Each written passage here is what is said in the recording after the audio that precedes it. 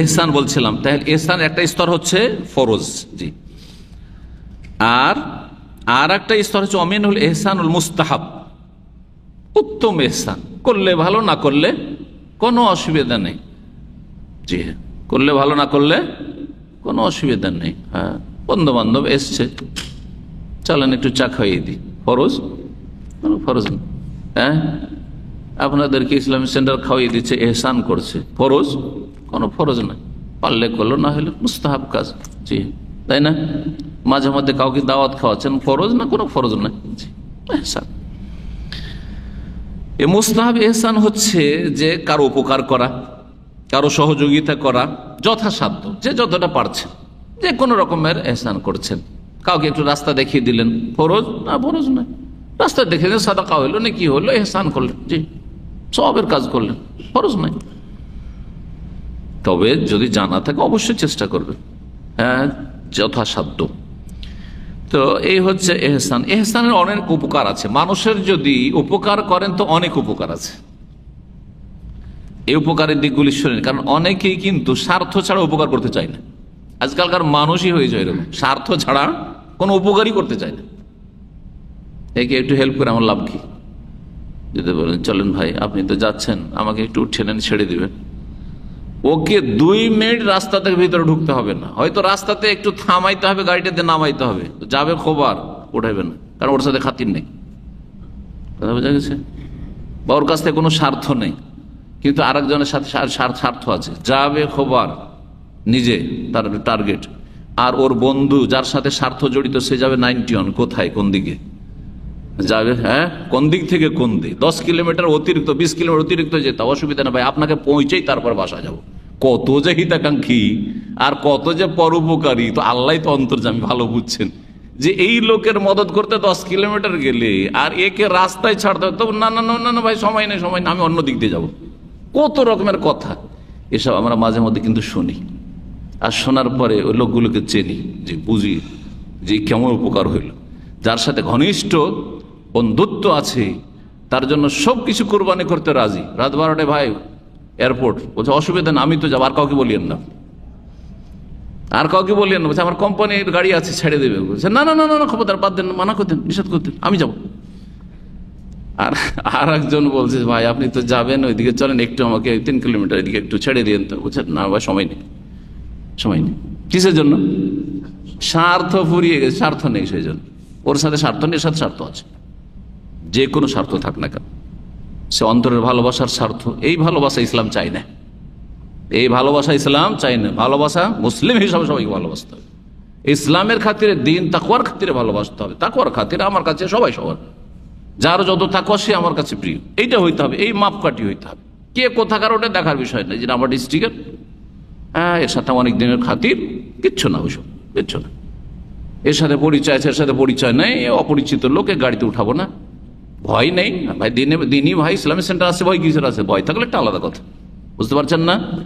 এহসানের উপকারগুলি জানলে এহসান করবেন সকলের, ব্যাস, আমার মুসলিম ভাই হলি হলো, আর তার থেকে আমার কোন রকমের অনিষ্টের ক্ষতির আশঙ্কা নেই, ব্যাস, উপকার করবেন।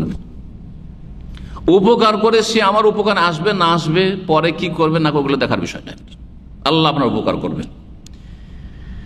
এহসানের ফলাফল সম্পর্কে ভাষ্যকার খুব সুন্দর কথা লিখেছেন, আপনাদের পড়ে শোনাই। বলছেন যে এহসান, সবচেয়ে উচ্চ স্তরের এহসান হচ্ছে যে আপনার সাথে খারাপ আচরণ করছে আপনি ভালো আচরণ করেন। অনেকে আছে আপনার সাথে চাকরি করে, আপনার সবসময় শিকড় কাটার চেষ্টা করে, ও আপনার লেগে আছে পিছনে, হিংসা করতে আছে, হ্যাঁ, বদনাম করতে আছে, সবসময় পাইতারাতে লেগে আছে, উপকার করে না। আপনি বদলা দিয়েন না, খারাপের বদলা খারাপ দিয়ে দিয়েন না, ভালো দিয়ে দেন। এইটা করলে অন্তর অনেক বড় হবে। এটার জন্য ছোট অন্তর দিয়ে করা সম্ভব হয় না। যে আমার উপকার করে না, ক্ষতি করে, তার উপকার করব, এ ছোট মোটো অন্তর দিয়ে হবে না, অনেক বড় কলব লাগবে, অনেক বড় অন্তর লাগবে, অনেক বেশি উদারতা লাগবে, আর অনেক দূর পর্যন্ত চিন্তা করতে হবে যে এ আমার ক্ষতি করুক গা, এর ক্ষতি থেকে আল্লাহ রক্ষা করবেন, কারণ আল্লাহর স্বার্থ আমি করছি। বলছেন যে ওয়াহাযিহিল মুকাবালাতু তাইয়্যিবা ইয়াহসুলু আলাইহা মিনাল আজরি ইনদাল্লাহি তাআলা। এই যে খারাপ লোকের সাথে ভালো আচরণ করছেন আপনি, এর বদলা আল্লাহর পক্ষ থেকে হাসিল হবে, আল্লাহ দেবেন। আর অমিনাস সানা ইনদাল খালকে, মানুষে প্রশংসা করবে, মানুষের মুখ দিয়ে আল্লাহ প্রশংসা করাবেন। শুধু আল্লাহ না, আল্লাহ তো দেবেন, কিন্তু যারা দেখছে আপনাকে তারা বলবে যে লোক কত অমায়িক লোক, কত ভালো, এর এত ক্ষতি করে, যখন তখন এর বদনাম করে, তারপরে এর সাথে ভালো আচরণ করে, তারপরেও এর সাথে ভালো সম্পর্ক রাখে বা উপকার করার চেষ্টা করে, বিপদে পড়লে ছুটে আসে। অথচ যত শত্রুতা করেছে না যাওয়া উচিত ছিল, তারপরেও যায়। কত ভালো মানুষ, তাহলে প্রশংসা করবে না? মানুষেরও চোখ আছে, দেখছে। জি, আর একটা লাভ হচ্ছে, দুটা লাভ হলে আল্লাহর ভালোবাসা পেলেন, আল্লাহ মদদ করবেন, আর মানুষের ভালোবাসা পেলেন, তাই না, প্রশংসা পেলেন। আর একটা জিনিস সেটা হচ্ছে, যেই ব্যক্তি দুশ্মনী করছে, ক্ষতি করছে, সে একদিন তার বিবেককে কাজে লাগাবে, আর সে আপনার শত্রুতা বাদ দিয়ে আপনাকে ভালোবাসবে। আর ভালো না বাসলেও কোনো ক্ষতি নেই, কিন্তু হবে, এটা মাঝে মধ্যে হয় এরকম। যারা কালকের শত্রু ছিল, 2-4-5 বছর পরে দেখা যাচ্ছে ওদের সাথে ভালো আচরণের কারণে ওরাই আপনার পরম বন্ধু হয়ে গেছে।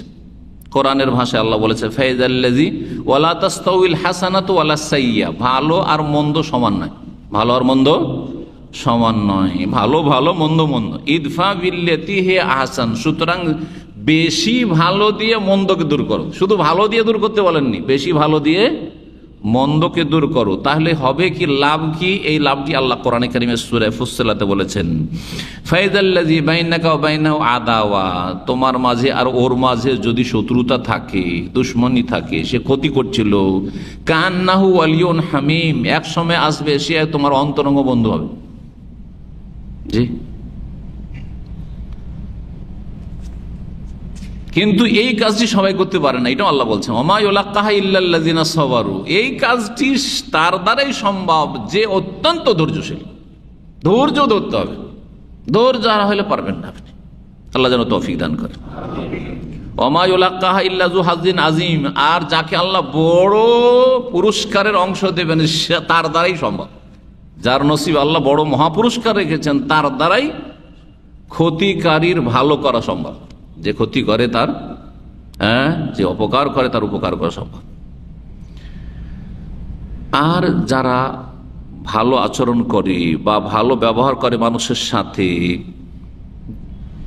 নিশ্চিত জানবেন যে ভালোর বদলা ভালো হবেই আল্লাহর পক্ষ থেকে। হাল জাযাউল ইহসান ইল্লাল ইহসান, সূরা রহমান আল্লাহ বলছেন, ইহসানের বদলা অবশ্যই ইহসান। আপনি এখন দেখতে পাচ্ছেন না, কিছুদিন পরেও অবশ্য পাবেন, আপনার ছেলেমেয়েরা পাবে, যে আপনার আগামী প্রজন্ম পাবে। আপনি ইহসান করেছেন আপনার ছোট ভাইদের, বোনদের, ওরা কিন্তু আপনার সাথে ইহসান করলো না, হঠাৎ তো মারাই গেলেন, আপনি না জানেন, আপনার ছেলে মেয়েদের সাথে আল্লাহ ইহসান করবেন। আর কাউকে দিয়ে আল্লাহ ইহসান করাবেন, কাকে দিয়ে করাবেন ওটা আল্লাহর কাজ, আপনার কাজ না। সুবহানাল্লাহ। লিল্লাযিনা আহসানুল হুসনা ওয়া জিয়াদা, সূরা ইউনূস আল্লাহ বলছে, যারা ভালো আচরণ করে তাদের জন্য আল হুসনা রয়েছে, মানে জান্নাহ, ওয়া জিয়াদা, আর অতিরিক্ত বোনাসও রয়েছে, মানে আল্লাহর সাক্ষাৎ, আল্লাহর দিদার। জি।